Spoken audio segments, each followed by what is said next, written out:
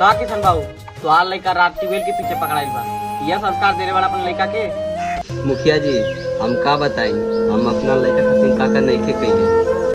मोनू बाबू तोहार लड़की रात ट्यूबवेल के पीछे पकड़ाइल बिया, का कह चाहताड़ा? मुखिया जी एक तो अपन बेटी बोले में भी शर्म लागता कि हमरा खातिर मर गया।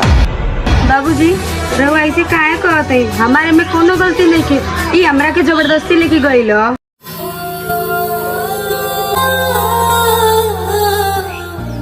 मुखिया जी ई सरासर झूठ बोलतिया, ई हमरा से 5 साल से प्यार करेले।